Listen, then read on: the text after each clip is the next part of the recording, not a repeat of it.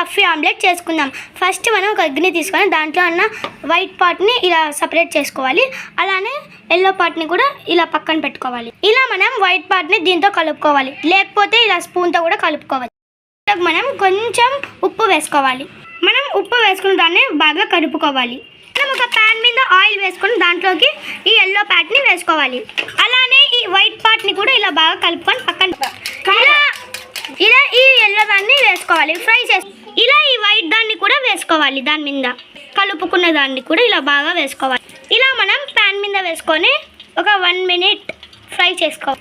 ఇలా మనం దీన్ని తిప్పేసుకోవాలి. ఇలా మనం ఇంకో సైడ్ కూడా తిప్పేసుకోవాలి. మళ్ళీ ఇప్పుడు దీన్ని మనం ఇంకో సైడ్ కూడా తిప్పుకొని దాంట్లో కొంచెం కారం వేసుకోవాలి. కారం కాదు, ఫస్ట్ ఉప్పు వేసుకోవాలి. ఉప్పు వేసుకోవాలి కొంచెం, అలానే కొంచెం కారం కూడా వేసుకోవాలి. ఇలా కొంచెం కారం వేసుకోవాలి. దీన్ని మనం టేస్ట్ చేసి చూద్దాం. ఇది చాలా బాగుంది, మీరు కూడా ట్రై చేయండి. ఈ వీడియో నచ్చినట్టయితే like, share, subscribe. Thank you, bye.